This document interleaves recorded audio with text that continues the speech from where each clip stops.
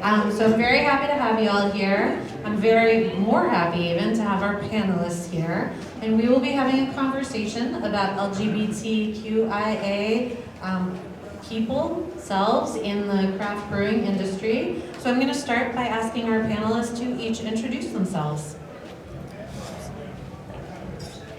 Hello, my name is Sheila Garcia, and I am the current Education and Events Manager for the Texas Craft Brewers Guild. We are the nonprofit trade organization that represents the small and independent craft brewers of this lovely large state of Texas.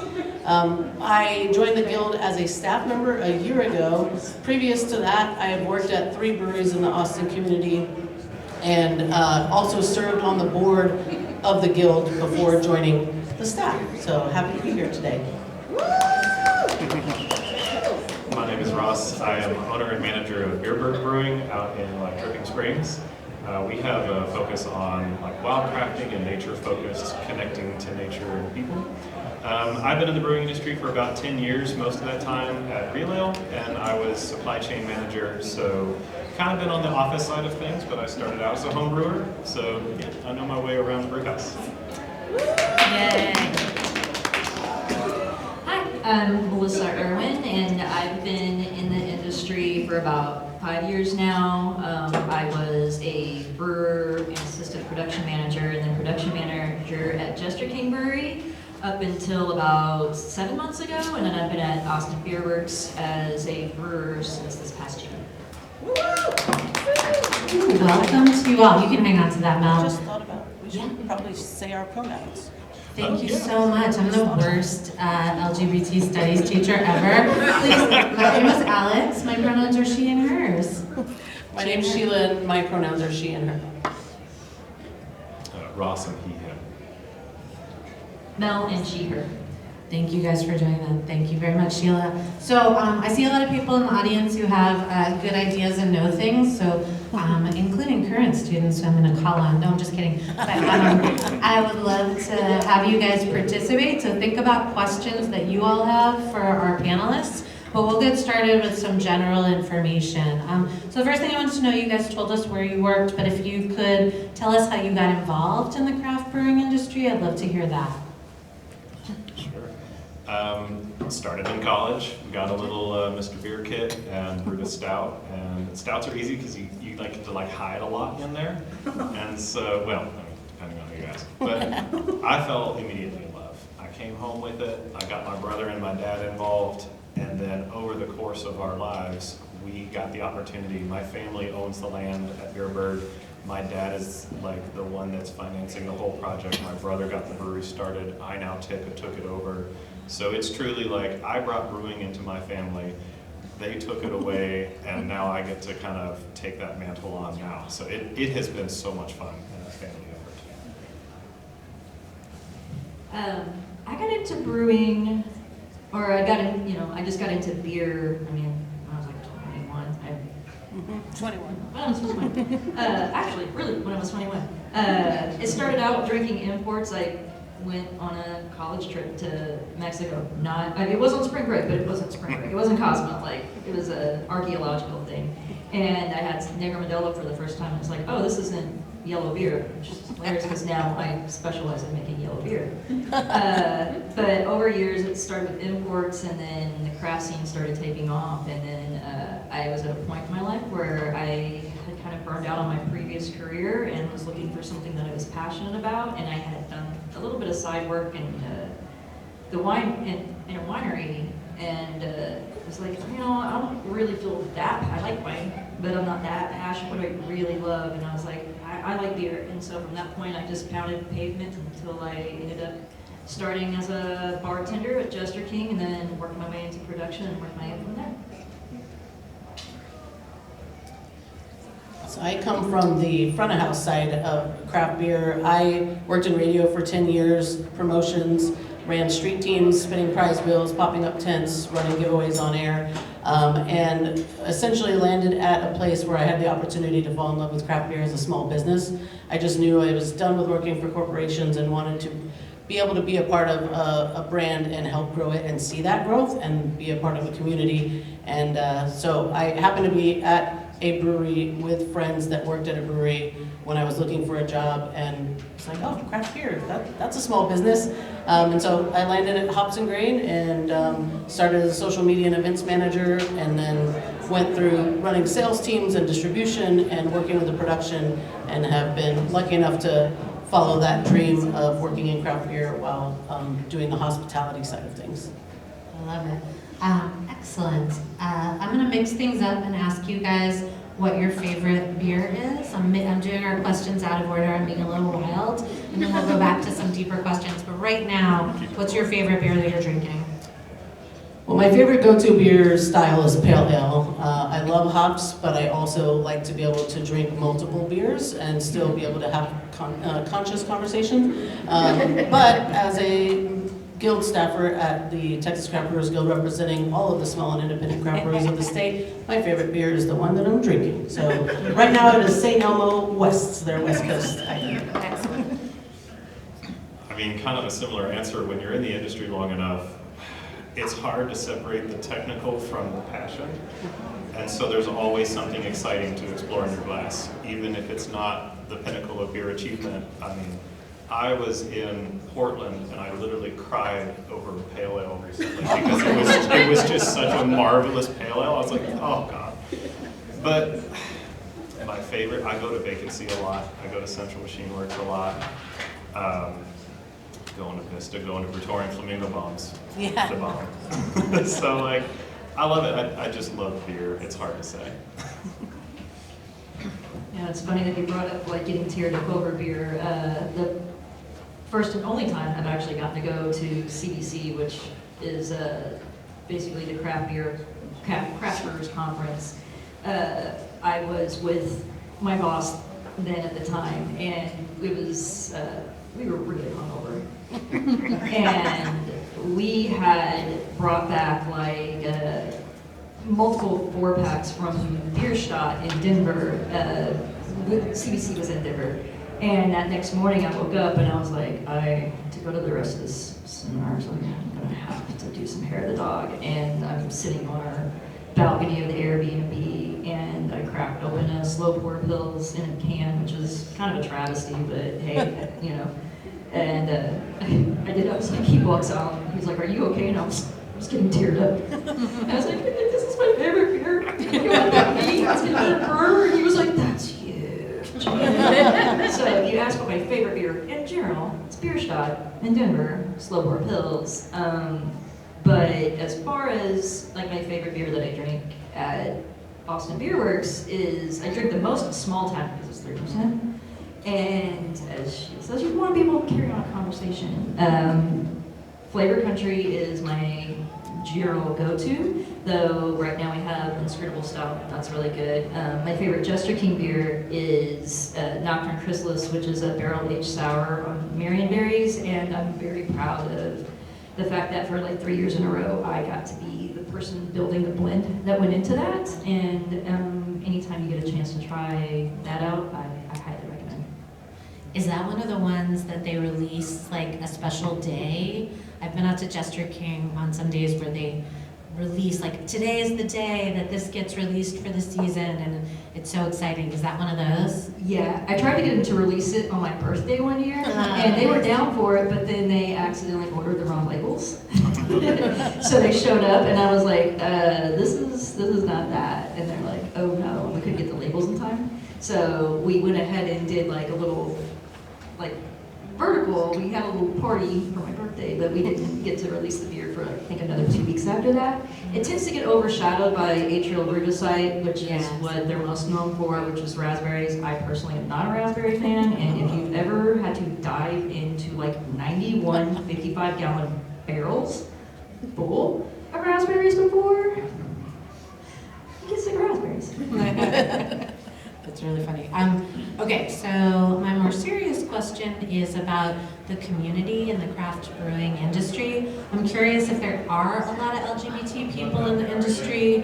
Is there kind of a community? And if not, sort of how are you guys trying to build one? So I joined the craft beer industry in early June 2015, And I was working at Hops and Grain, and a few weeks later, the law passed giving same-sex partners the right to marry in the United States. And I'm getting teared up because it was quite a moment to walk into the brewery after my mom had already texted me being super excited. I've been out since I was 19, but I walked into the brewery and my fellow coworkers were just as excited. And I'm pretty sure I was the only LGBTQ person, so I'm having just a ton of allies being super supportive. So I just like to share that moment because it's a happy memory. I know that Ross has a lot to share on this as well, and I'm excited to hear about it. I think, you know, the benefit of craft beer is that it truly is built around community. But LGBT members in Texas and, you know, in the United States, we have to continue to show ourselves, to be present, and I just very much value the allies that I previously mentioned and those that we continue to meet. But I'm excited to hear Ross's sharing of story here. So I only came out, or I found queerness relatively recently. And so building community, finding community has been huge for me. It has been one of the most personally gratifying things that has ever happened to me is to find this within myself and to see it in other people and to be able to like participate in that way. So building and finding community has just been huge for me. I don't know that there's like a connected cohort of queer folks talking to each other, establishing. I'm trying to explore what that looks like with a friend, and I think that there could be a real opportunity, especially now and especially going forward. But carefully, I mean, being out is going to be a weird place to be, whether established in your identity or finding it like me.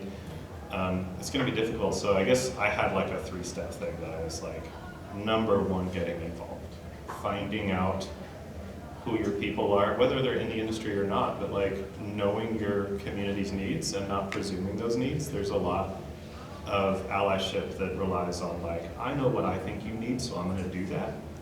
Or you follow a standard, or like, we're going to do a collaboration. And that's going to happen in this time, in this place, and that's going to be kind of where it sits. So like knowing your community, getting involved, being involved outside of brewing, incorporating those needs and bringing them back to your leadership, but then also being mindful of your growth path. Dream big, and then ebb and flow with your successes and failures as a business you navigate that. But like, I'm in a unique position because I'm actually the leader of my business. And so I'm stepping in, whereas previously I didn't have that leadership opportunity. I could suggest and recommend, but that's kind of where I find myself now. Is now that I have leadership opportunities, how do I engage with a community that, to my knowledge, doesn't necessarily exist? And working with you all is probably going to be part of that. So I'm happy to at least start here. Yeah. I would say I just somehow stumbled into working in 2 consecutive places where I was not the first and only queer person on staff. Not that there was a whole lot at either place, but I was not the only one. When I first moved down to Austin, I honestly think, Sheila, you might have been the first or second queer person that I met in the industry here. And that was, I don't even know how many years ago.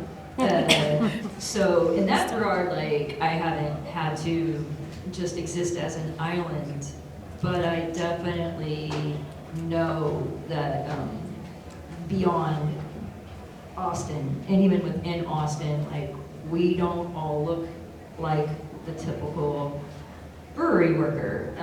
When I worked at Jester King, we had a very diverse crew of people, and brewers would come from other parts of the country. Other cosmetologists, we'd have brewers come from Denver, come from San Diego, come from other places, and they would be like, "Oh, don't really look normal."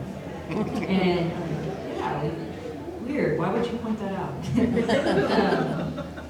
And I used to have a bunch of statistics I could rattle off about, you know, the facts of like how our representation is, but to be honest, I can't access them right now. Sorry. Did you want to go? I'll add more, you go ahead. Okay, you reminded me that like brewing is a weird industry because you think it's a refuge for people who are creative and expressive and want to do something a little alternative to society, but you do still find it is a very 30s male with a beard, white misogynistic environment. And that applies to a lot of things, but one of the things I wanted to talk about was the intersectionality of queerness. You cannot support queerness without understanding that that is everybody in every industry, not just within your brewery, but your patrons. You are creating an environment where you need to be mindful of not just what you think people need, but that there will be a diversity of people, specifically queer intersectional identities, coming into your place of business, and that's going to have to hold a lot of space in a lot of different ways.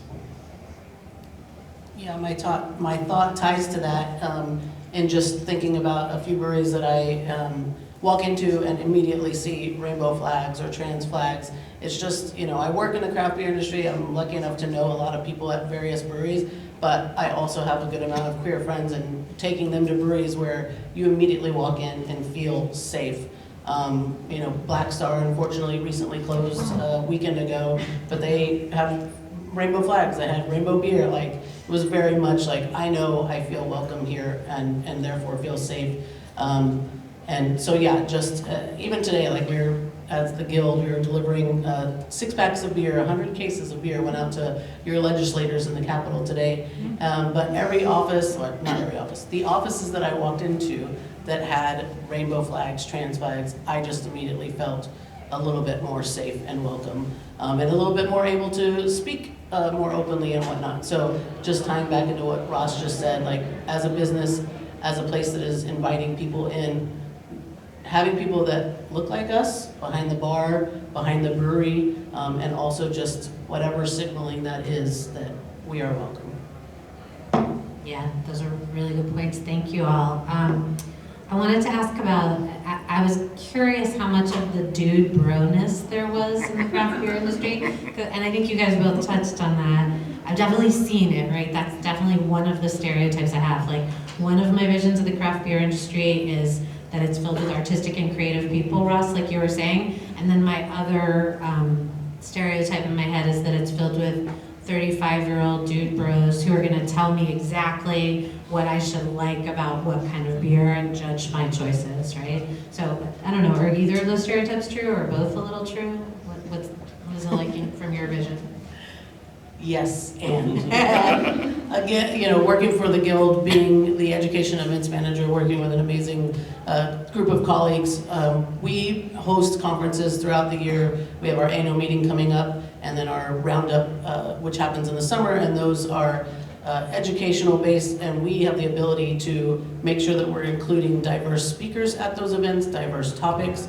And so I think that just ties back into having a space, having a welcoming space, but creating topics that hopefully can, we know that there are people that have unfortunately opposite viewpoints of who we are, but if we can just slowly open those gates and turn it from just a dude bro type of industry, which, I do feel like I'm Austin based, we're all Austin based here. I think, we love this bubble that we live in, but the more we get out around the state, I think that it is changing, and part of that is being present and being visible. Yeah, I think you saw that a lot 5 or 6 years ago with the Morning Wood incident. I don't know how much y'all know about that, but there's this kind of origination of where craft brewing was, I guess, in the 90s and early 2000s, where it's a bunch of guys making a lot of dick puns. I mean, puns and dick jokes were like, you had to fight not to call a beer something that was in that arena. And so, as the industry matures and we become a more inclusive place, I think you're fighting that legacy, and you saw it too in the what was Rat Magnet's Me Too resurgence in that arena. Yeah. Brave Noise. Brave Yeah, Noise, Brave Noise. Bailey. Yeah, I'm trying to think of the exact hashtag. It was an expansion on Me Too. Yeah. So there are incidents in my career, in the 10 years that I've been brewing, where I've seen this culture of dude bro really try and reassert itself. And I think that I keeping an eye on that, again, speaking to your leadership, knowing where it's coming from, navigating around it and away from it, and trying to encourage inclusive dialogue and naming and convention, even expanding your beer styles, just not trying to play to the lowest common denominator and saying, what are people drinking, what's exciting, push. Innovation and strategic growth requires you to push boundaries. And that often, in any business, is going to buck against your highest sales trends.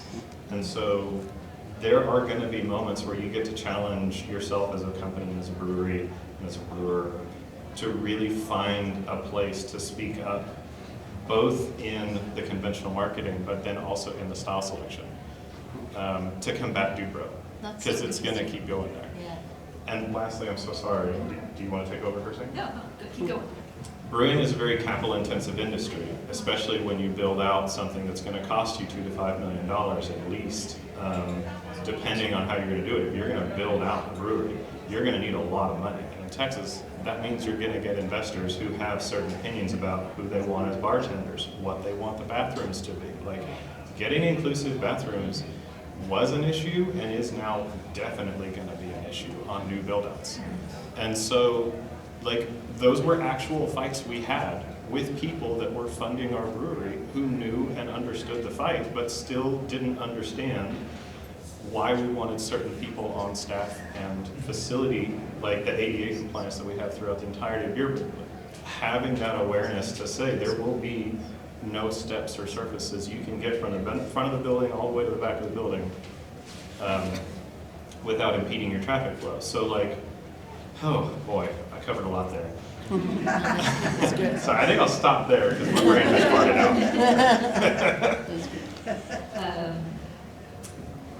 So one of my favorite activities is when I have a man try to mansplain to me a beer that I made. Yes, I love that moment when I get to be like, I wrote that recipe, or I brewed that, or I helped brew that day. Brings me a lot of joy.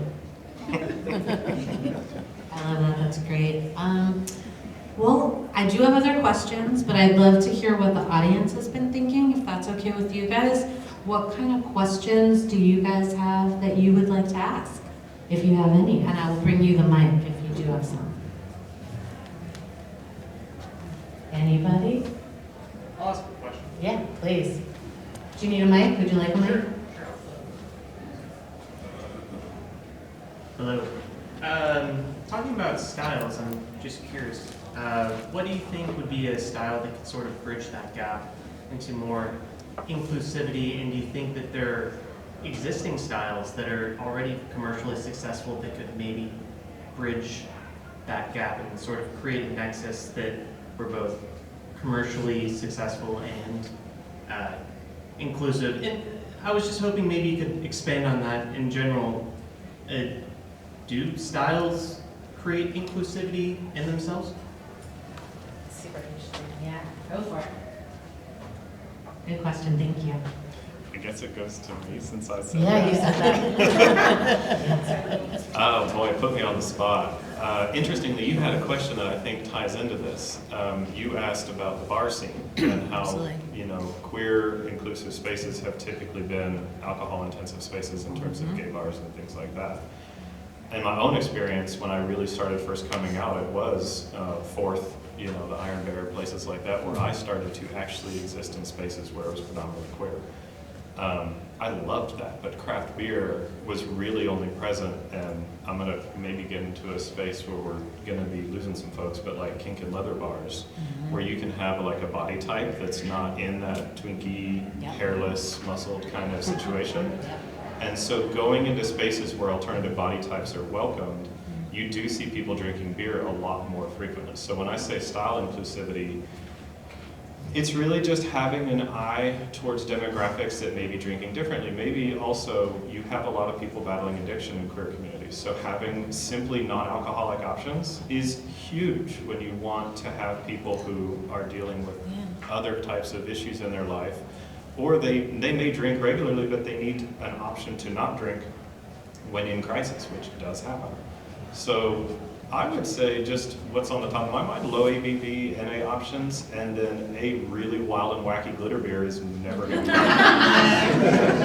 Are there, like, all the NA options, the non-alcoholic beer options I know are like O'Doul's and, I don't know, like Heineken, right? They're not craft beers. Are there NA from craft beers? That could be my own ignorance, because... Do you want to take that? So it's starting to expand more. There's starting to be more options. There are some complications as far as being able to effectively produce a non-alcoholic beer on a smaller scale. There's just some technical things that make it kind of difficult in terms of, I'm not going to get into like the weeds of explaining all of these things like, oh, you know, the alcohol keeps prospects of infection and stuff down.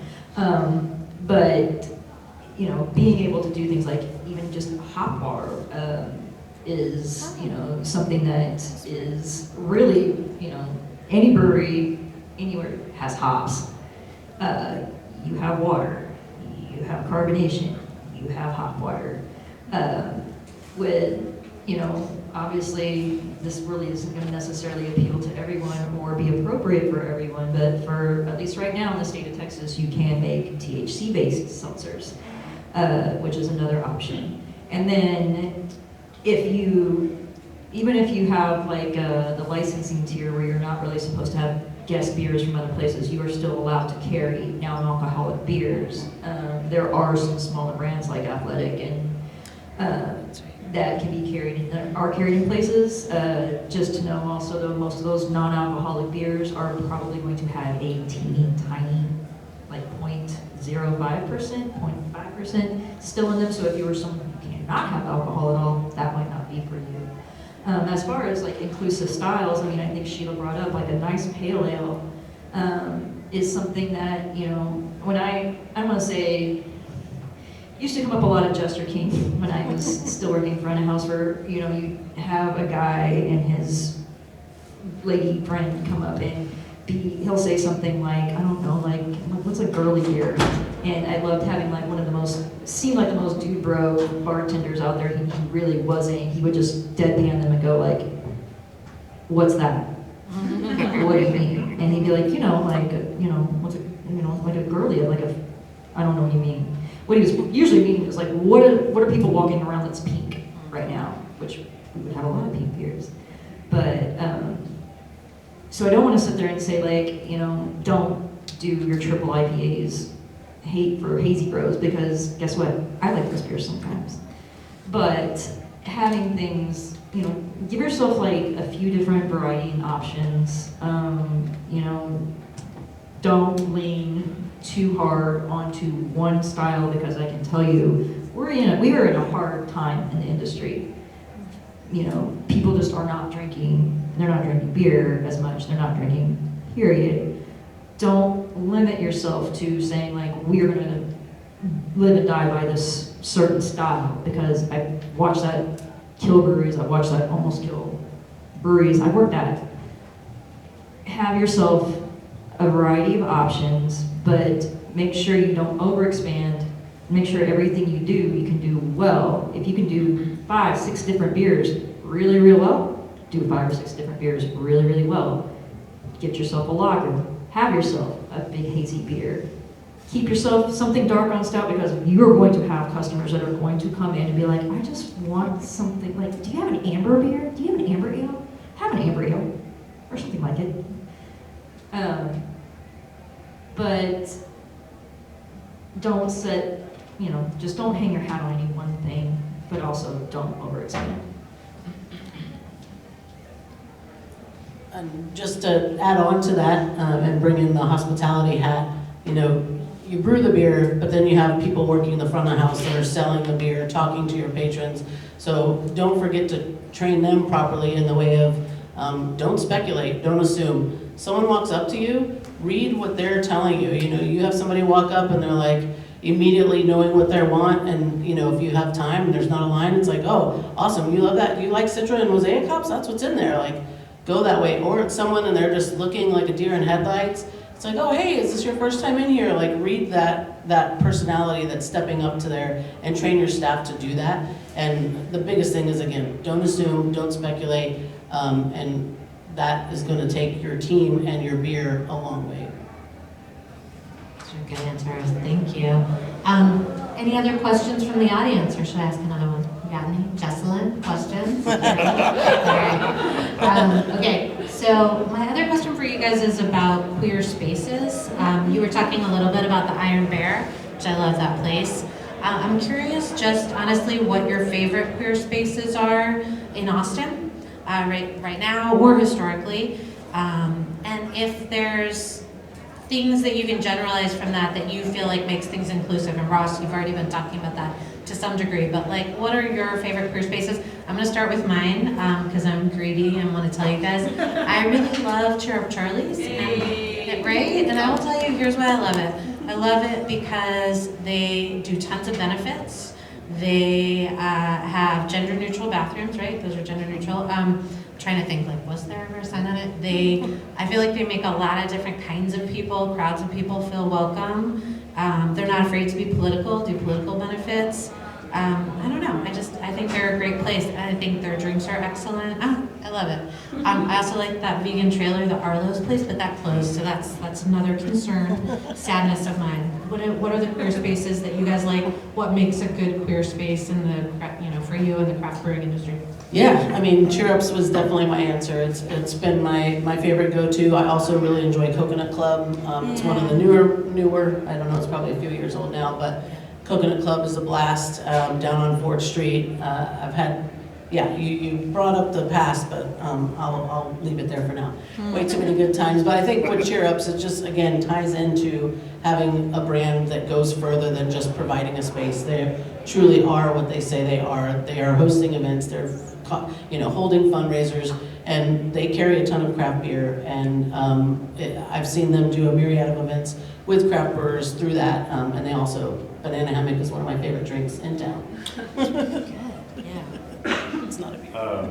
So the Iron Bear is just kind of where I started, mainly because of my partner, and so like that's where he went, that's where I go. That's great. That's where I really fell in love with the type of people that patron that establishment. Of course, I've been to Cheer Ups. But in terms of like craft beer related places, I love the shit out of what Brewtorium's doing. When they had the bomb scare and they said, not only are we going to do this queer beer, we're going to do 3 of them. And that was just so affirming. You walk in, you know there's going to be queer people present. What's up? And they're going to brew a drag. And yeah, the drag queen. I mean, like, I vend at the drag brunches, so like I sell jewelry and stuff over there. So like that's just like I go there. I like Central Machine Works. That's just where I've been going. But like, what makes a queer inclusive space for me? When I can walk in and just clock some queer folks, see the rainbow flags like you talked about, know that I'm finding my identity. Like I said, like this is probably one of my most gender non-conforming outfits for me. Like just to have some big jewelry, some earrings, some painted nails. Like I know it's not necessarily a huge step maybe for other people, but for me, like this was a big moment for me to come out like this. And so to be able to dress up and to push my own boundaries, that's what makes a queer space for me, where I can go out and know I'm gonna make myself a little uncomfortable. I'm gonna challenge my own internalized homophobia just a little bit more, so that 3 years from now, I'm that much further. And that's where I like to go.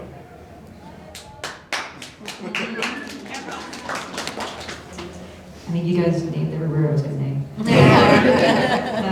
It's like I have definitely had unoiled canned Harry's. I did not have beer. They're the reason I can't have just regular orange juice mimosas anymore.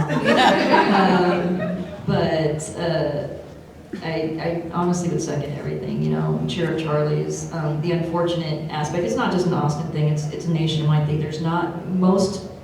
Designated queer bars are usually geared more towards men than women. Lesbian, women-oriented bars have kind of really been fading rapidly for decades. And also just, you get a girlfriend in a semicircle, stop going to bars, which I never did. In fact, there's been a couple of gals I'm like, I can't just sit there and drink 3 beers while you still nurse that same sangria. As you know, and of course other breweries and stuff. I mean, if you walk into Austin Beer Works, it looks like a rainbow vomited in there on purpose. Holdout's always been a place, but also, we get the benefit of knowing places, even if you don't see the flag, like you know the people that work there, whereas for the, you know, general public, you guys might not know that walking in. I haven't been anywhere in Austin in a long time that made me feel not okay to be there. Good.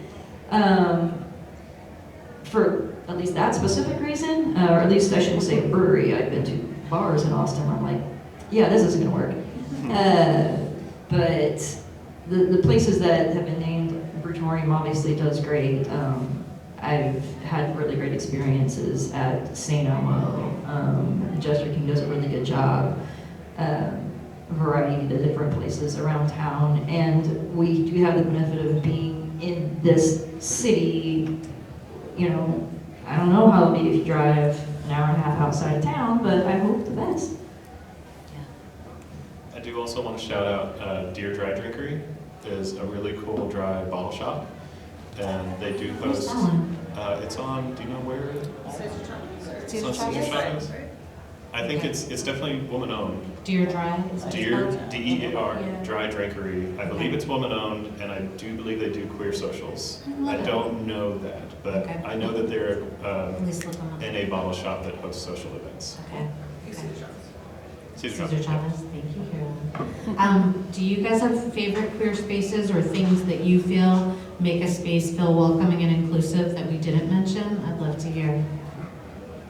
Yeah, please. It's actually kind of a question tying back to how you ended yours, which is not talking about a favorite queer space here in Austin, but what do you recommend to breweries or businesses in general that are trying to create a queer space outside of Austin where it's not as accepted?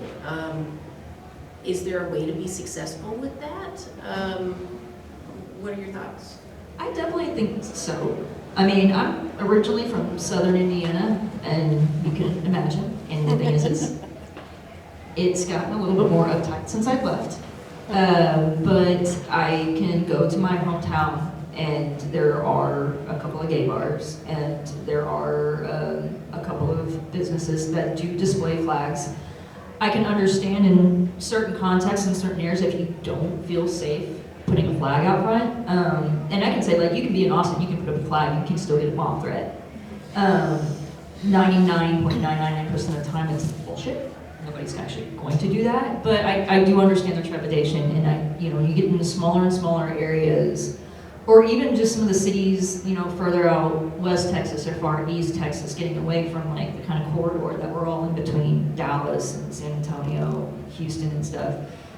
I can understand how people are not maybe wanting to attract that attention. At the same time, I feel a little bit like you kind of, if you want our business, you need to stick your neck out a little. And what you'll find is usually more positive than negative. Very rarely are you going to see a business close because they say they're queer friendly, even in the most seemingly barren of places. What you could be doing though is providing an opportunity for people in those areas to know that they're not alone, and they will make a point to gravitate towards you. If that's the thing, like, we will gravitate towards it if we know it's there. Yeah, 2 points on this, and one of them is, I think you said it extremely well. Sticking your neck out, it's scary, and it feels scary the same way that going out queer feels scary sometimes, but there is community, and again, we've talked about intersectionality, like marginalizing what a community has to offer is the best way to silence that community. So not just with queer folks, but anybody that's not your standard beer drinker can make it feel like if I don't cater to them, I'm gonna lose my business. But the opposite is true. The more you engage with other communities that aren't your standard audience, the more you're gonna see patrons come in. The other thing that's interesting, I think the Guild really capitalizes on, is that legislation, advocation, really, you can focus in on people like style. So like if you show up and you're having a good time, generally people will appreciate your liveliness, your good timiness. They're gonna be like, wow, that's a person having a good time, we're having a beer. It may not be my thing, but it's okay. And then if you just sort of make it a fact of your business that people will be present in that brewery, it sort of it stops being threatening in a really real way. And so like when we propose legislation, you get down to like, what does this industry need? And it makes sense rationally. It makes sense that there will be people here who are this way. We do need things that are similar to your own interests. So like we have a commonality, it's beer. I don't care who's there as long as I have good beer. Not diminishing how dangerous it can be. But hopefully, I don't know if I've said it right, but I think that there's something you can distill into making good beer for good folks that can be your primary message, not like, fuck you, we're gonna be queer here. Like, that aggressiveness is gonna drive people away. So build up the larger community and people of all, everything will be feeling welcome, hopefully, ideally. I don't know how. Yeah, I was just gonna, throw out the word authentic, being authentic to yourself. If as Mel said, like, if you are wanting to invite the queer community, then do it, and do it with a purpose. The breweries that we mentioned, the reason they stand out, some of them have the flags that we're mentioning, our colors flying for us, but some of them are just those that continue to throw, like St. Elmo has drag bingo, I think either once a month or once a quarter. Again, Brutorium has drag shows, like holding fundraisers for Equality Texas, Human Rights Campaign, like that's another way of telling us like, okay, like, they are here to support us and welcome us. Yeah, that's such a great question. Thank you for asking. One thing I was thinking was, I feel like I have in-laws in Bandera, Texas, right? Not a queer capital to the best of my gay knowledge going out there. And one of the things I always think is interesting is that there's this core. My ex's mother is like now the chair of the Bandera Democratic Party. And I wonder wherever the small town is, I wonder what the people who are pushing for a more inclusive space there, what organizations they're a part of. Is it a political organization? Is it a bingo night? Is it a women's rugby team? You know what I mean? Like, what is the organization? So that's one thing I'd be curious about, and how do you kind of reach out to that organization, whether they're explicitly queer or not. And the other thing I always think about with queer stuff is I have this expectation that everybody is going to be legible to me. I'm going to know, like, this is a queer person and this is what they know. I should know better, but I don't after all these years. And one of the things I always think back to is there's these moments that I have where I'm talking to the straightest seeming person in the world, whatever that means, and I have all these assumptions about them because of what they look like and who their partner is and what they're dressed like and everything. And a lot of the time, because of what I teach LGBT literature, I'll find out halfway through the semester, someone will say, oh, well, that was when my mom, who left my dad for another woman and was chased out of town because she was a lesbian and I was 12, like, that was my first exposure. I'll be like, oh my God, you have had this experience, you know this. So I think wherever your small town is, even if it's not just the like queers who you're welcoming in, which of course obviously you want to, but there are other people who are looking for inclusive spaces who we might not always clock right away, So I think like making spaces welcome for all those P-flag parents and whatever is really big too. Yes, please. Going off of what you just said, I'm sorry. One, also, I have family in Bandera. Oh, you do? Yes, that's amazing. If you know of any LGBTQ communities out there, I would love to connect with you after. But I worked with an organization, and Sheila, I think, we connected through that. When I was in the chapter, if anyone doesn't know Pink Food Society, it is for people in the fermenting alcohol industries. It was initially for women, and they branched out and added non-binary folks as well, which is amazing. But somebody had asked me one day, what about gay men? What about men who identify as gay? And I found myself stuck in this position, one, new to the spot, and two, new as somebody who was out, I came out late in life. How do you answer a question about something that you work for and you support when there's another sect of people who you feel like should be able to walk in that space, but by the bylaws of an organization cannot? We have a lot of great LGBTQ resources nationally and in cities like Austin locally, but especially as somebody who came out late, I don't always know how to answer questions. Somebody goes, where does my friend go if he's a brewer and he's gay and he doesn't have a resource or a place to go to? Do you guys have any places or ideas or thoughts? Yeah, I thought about this when Ross was speaking earlier in regards to the community because, yeah, I think there's 4 of us in here that we know work in the industry and that are LGBTQ identifying, and there is seemingly not an LGBTQ support group is not the word I'm looking for, but so as Fish just said, Pink Boots is for women and non-binary in the alcoholic, for adult alcoholic fermented beverage industry. There's also the National Black Brewers Association. There's a myriad of other minority-focused groups around, but what I can say about all of them is they were started by somebody in that minority group. And I think it's going to take us to do that. And I know that a couple of y'all in here are working on that, and I'm excited about that. You know, Terry Ferendorf, she founded Pink Boots because she was a women presenting brewer and was like, there's no women in brewing. And then she went on travel and realized that there were women in brewing. She just hadn't connected. And so she created Pink Boots, I believe back in 2007. And so, yeah, I think as communities do, we have to start from within, and we're gonna have to create it.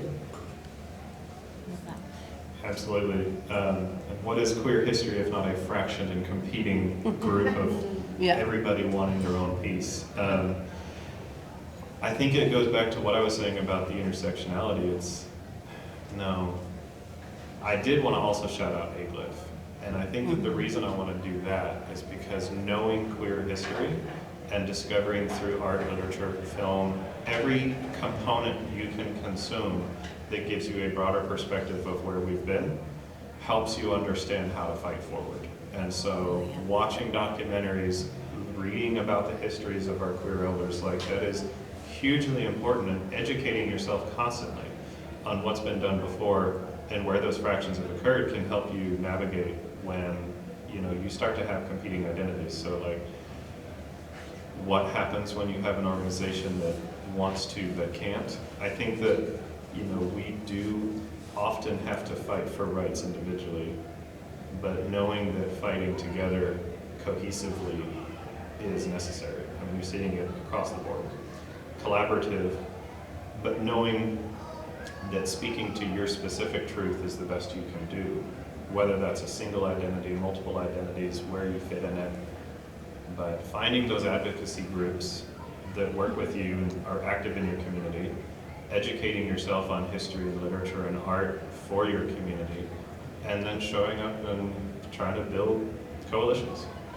And if anybody doesn't know, I'm so glad Ross shouted out AGLIF. That's the Austin Gay and Lesbian International Film Festival. Also goes by PRISM sometimes. They were trying to change I think they've tried to change the I know, like it's all never gonna genders. work. Yeah, it's AGLIF, yeah. It was all genders and life. That's right, There they it changed is. it to that too, yeah. So we have a film festival, it's great. We also have Outsider, which is an amazing queer art fest. More weird than AGLIF for sure.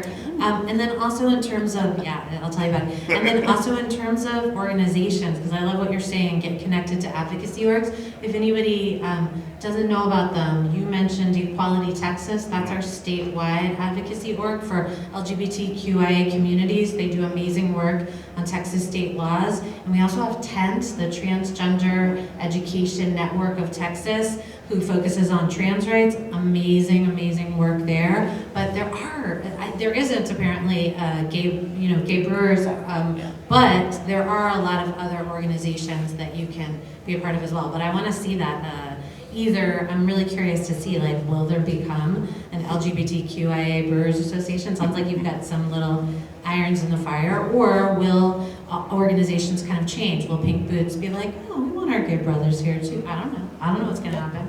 Can't predict the future. Did you want to answer that too, Mel? I would love to. It kind of does surprise me that there isn't an LGBTQ plus. Think of all the cute merch there could be. It makes itself.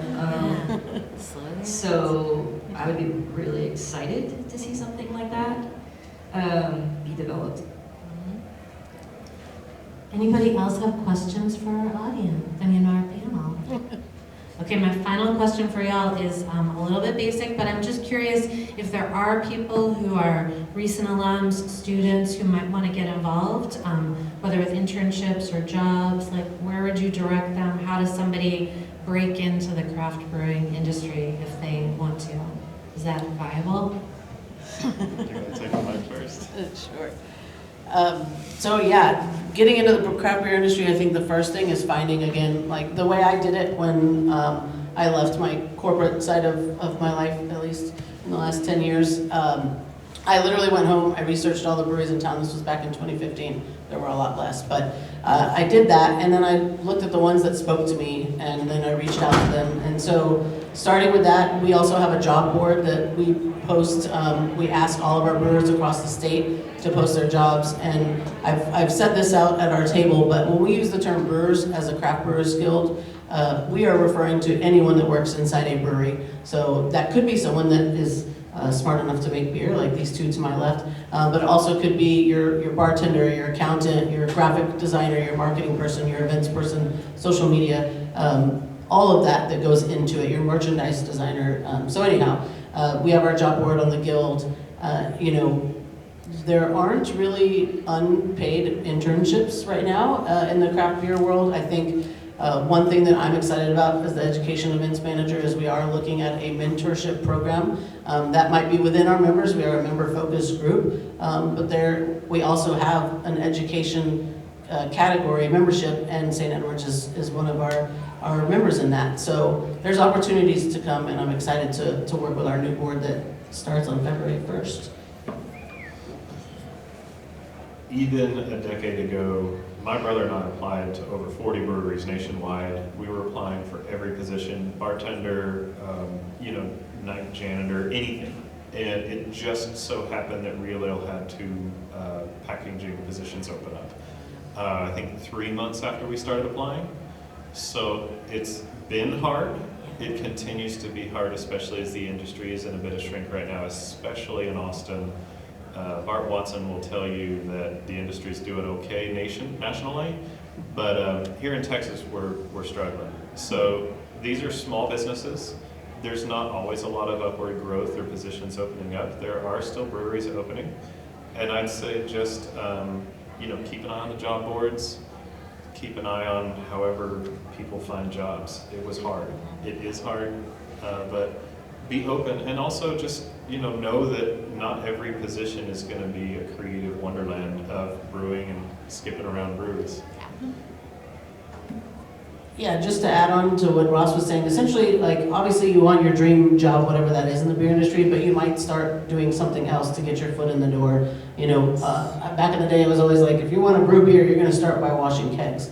I don't know that that's necessary anymore, but there are opportunities to, like, I've never brewed beer, like, where can I go? There's opportunities, so ask those questions. We've also done job fairs at the Guild, and we've rotated around a few cities. Obviously, we need our brewers to be hiring at that time, so that's something that might be coming back.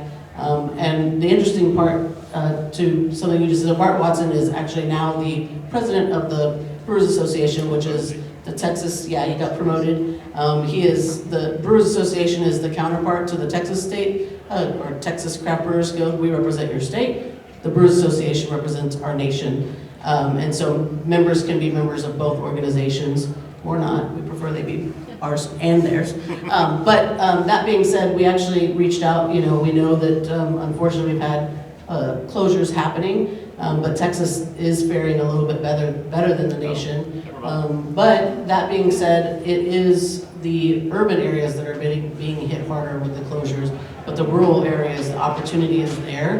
And I think it might come. I am speculating here from rent in the urban areas. Right, downtown is anywhere in any city. It's going to be increasing at this moment, but those rural opportunities exist. And we have another membership category called Brew City Texas, and those are working with your CBBs, your DMOs, your tourist organizations in cities. And we had a goal last year of partnering with, I think it was 5? Okay. We had a goal of having 5 new members in that category that we launched in March last year. We closed the year out with 33. So people and rural communities and large. Austin is our largest city that is a Brew City, Texas member, but they exist, and we're happy to answer questions at the Guild, info@tcbg.org. If you have questions about stats and whatnot, we will do what we can to chase those answers, but we even found that interesting, learning that Texas is faring a little bit better in the closure opening rate than the national, but we are still 48 out of 50 in the per capita of breweries. So we know we're a massive state, so there's plenty of area. And I say at the end of the day, there's never going to be too many breweries as long as we're all providing quality space, quality beer, and quality atmosphere. So. Disregard everything I said. I had you, my boss is right there. And again, I'm gonna echo what they said, when I was trying to start, and it took a while. I applied for Mel has. repeated. I started out actually volunteering, getting my foot in the door at the Texas Craft Brewers Fest. And doing that, a couple of years in a row, and just pounding some pavement, and basically just kept showing up at the breweries I like, until finally one of them was like, we'll start paying you. And when I began there, I did not actually even know what I was wanting to do. I didn't really figure out that brewing was the route I wanted to go until I was there for a few months and applied for the first production opening. I did not get it, but I was strongly encouraged by my future boss to just keep doing it. He said it took me 4 times before they let me move into production. But also, I have benefited from the brewery job listings on the Texas Craft Brewer site when I was leaving my previous position, and was running into Caroline at Austin Beer Works saying, hey, did you know they just posted a job yesterday? No, I actually did not. So, and just so happened that one of the owners, Will Golden, walked up at that exact moment, and everybody made it really weird and awkward. Why don't you guys just go ahead and kiss? And guys are making it weird, and Will was like, thank you, and then right now the industry, like we said, we've talked about it getting, it's in a downswing. It's not the first one. It's not going to be the last one. I'm naive enough, weirdly, because I'm never really that naive in most things, to believe it is going to bounce back. It's probably not going to be this year.